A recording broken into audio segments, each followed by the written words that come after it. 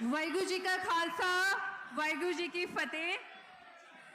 राम राम मेरे ताऊ, मेरी ताई। मैं चौधरी महेंद्र जी का तहे दिल से धन्यवाद करती हूँ कि मेरे काफी टाइम बाद मेरे किसान भाइयों के साथ इनके दर्शन करवाए, मुझे इस स्टेज पे बोलने का मौका दिया। मैं एक ही बात कहना चाहती हूँ कि किसान आंदोलन में जिस तरीके से हम डटे रहे हैं, हमें उसी तरीके के साथ सरकार का हमेशा सामना करना चाहिए और एकजुटता के साथ रहना चाहिए। हरियाणा पंजाब का जो नारा है वो हमेशा बुलंद रहना चाहिए, ताकि हम हमेशा आने वाले समय में भी ऐसे आंदोलन लड़ते रहें। मेरी ताई, हमें औरतों का सम्मान करना चाहिए। आज के समय में हम देखते हैं बेटी बचाओ बेटी पढ़ाओ का नारा लगता है, हर बस के ऊपर लिखा होता है। ये लिखने की जरूरत हमें क्यों पड़ी? क्योंकि आज हमारे देश में हमारी बेटियां सुरक्षित नहीं हैं। हम मणिपुर में जाके देखते हैं किस तरह से बेशर्मी से हमारी बेटियों के साथ अत्याचार हो रहा है। हमारे समाज में बेटियों को बराबरता का हक देना चाहिए। जिस तरह से हमारी माएं, जिस तरह से हमारी बहनें खेतों में काम करती हैं, इस तरीके से जैसे गाड़ी के दो पहिए होते हैं, इसी तरीके से समाज में ये मर्द प्रधान समाज में बेटियों की भी उतनी ही इज्जत होनी चाहिए जितनी आदमियों की होती है। मैं चाहती हूँ अपनी माताओं, जैसे हमारे देश में माता की पूजा करते हैं, वैष्णो देवी की पूजा करते हैं, इसी तरीके से हमारी माँ बेटियों की भी उसी तरीके से आप इज्जत करें। और मैं साथ में एक बात रखना चाहती हूँ, किसानों के साथ जिस तरह से हरी क्रांति आई थी हमारे देश में, 3 गुना ज्यादा मुनाफा तो दिया किसानों को। मैं मानती हूं मैं किसान की बेटी हूं, पर उसके साथ हमारे किसानों का जो देसी बीज था, जो उनका खुद का बीज था, जो किसी से खरीदने की जरूरत नहीं थी, हमारे किसानों को दुकानों में पहुंचा दिया।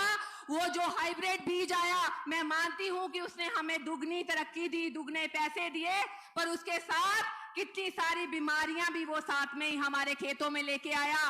कितनी सुंडी की वार होती है, कितने चिट्टे मच्छर की वार होती है, वो किसको भुगतने पड़ता है? हमारे किसानों को भुगतना पड़ता है। वो एक ही दुकानदारी है, वो एक ही कंपनी है जहां से वो बीज आता है, जहां से वो स्प्रे आती है उसके ऊपर डालने के लिए, वहां से ही वही कंपनियां कैंसर की बीमारियों का इलाज बनाती हैं। और फिर बोला जाता है स्प्रे मत डालिए, अगर स्प्रे ज्यादा डालेंगे तो सरकार किसान का अनाज नहीं लेगी। तो किसान क्या करे? पहले किसान की नीतियां ये डिसाइड करते हैं, मिनिस्टर सारे बैठ के बड़े बड़े कॉर्पोरेट कंपनियों के साथ बिजनेस की डील करते हैं और बाद में किसान के अनाज को ठुकरा देते हैं। मैं ये कहना चाहूंगी, किसानों को अपना फैसला खुद करना चाहिए और अपने देसी बीज को अपने पास संभाल के रखना चाहिए। फिर ये कहते हैं कुदरती फार्मिंग आनी चाहिए, ऑर्गेनिक फार्मिंग आनी चाहिए। कैंसर जैसी बीमारियां आपके घर में आ गई। ऐसे खेत हैं पंजाब हरियाणा में जिसकी जमीन को भी कैंसर हो गया। किसके कारण हो गया? ये जो कंपनियां स्प्रे बनाती हैं, ये जो कंपनियां राउंड अप जैसी स्प्रे बनाती हैं, जो आपके घास की जड़ों को भी खत्म कर देता है, ये आपकी घास की जड़ों को नहीं खत्म कर रहा, ये आप किसानों की जड़ों को भी खत्म कर रहा है। आपको पता होना चाहिए ये जो खतरनाक स्प्रे हैं, ये अमेरिका जैसी कंट्रियों में बैन हो चुकी हैं। ये वियतनाम की लड़ाई में उन्होंने गुरीला को खत्म करने के लिए, जंगलों को भस्म करने के लिए इस्तेमाल की थी और आने वाले टाइम पे वहां पर अपाहिज बच्चे पैदा हुए थे, दिमाग से पैदल बच्चे पैदा हुए थे। आज से 15 साल पहले, 20 साल पहले किसी भी गांव में अपाहिज या मेंटली डिस्टर्ब बच्चे इतने पैदा नहीं होते थे जितने आज की तारीख में होते हैं। वो उसका कारण ये स्प्रे और ये राउंड अप जैसी स्प्रेयों का कारण है। तो हमें ये समझना चाहिए कि ये जो हमारी गवर्नमेंट की नीतियां हैं, हमें इनसे सोच समझ के इनकी चीजों को इस्तेमाल करना चाहिए। ये जितनी इंडस्ट्रीज हैं ये सारी दूसरी कंट्रियों में बैन है, पर हमारे इंडिया, बांग्लादेश, पाकिस्तान में इनकी कंपनियां लगा रखी हैं। ये सरकार को सोचना चाहिए कि हमारे किसानों के लिए कौन सी चीज सही है और कौन सी चीज गलत है। आपने किसान आंदोलन में एमएसपी की बात की, आपने एमएसपी को फिक्स करने की बात की, उसके बाद आप आज तक मैं कहती हूं दाल के ऊपर गेहूं और सिर्फ चावल की फसल के अलावा ये किसी का एमएसपी का कोई फिक्स प्राइस नहीं देते।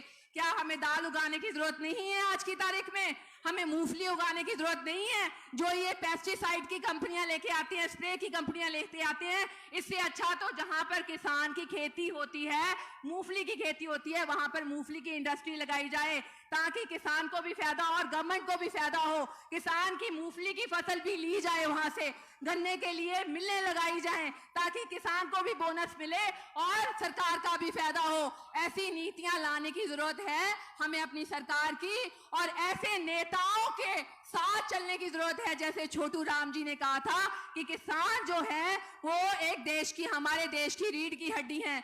हमें ऐसे नेता की जरूरत है जो अपने पार्टी पद से ऊपर उठकर, अपने पद से ऊपर उठकर किसान की आवाज रखें। और वो हमने किसान आंदोलन में देखा, चौधरी साहब ने किस तरीके से इस किसानों का साथ दिया था।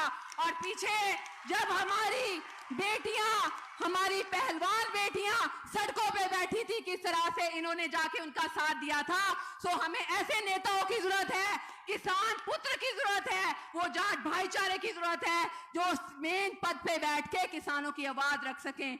लास्ट में मैं सिर्फ 2 नारे लगाऊंगी जो हमेशा मैं किसान की स्टेज से लगाती आई हूं। किसान मजदूर एकता जिंदाबाद, किसान मजदूर एकता जिंदाबाद, पंजाब हरियाणा भाईचारा जिंदाबाद। धन्यवाद।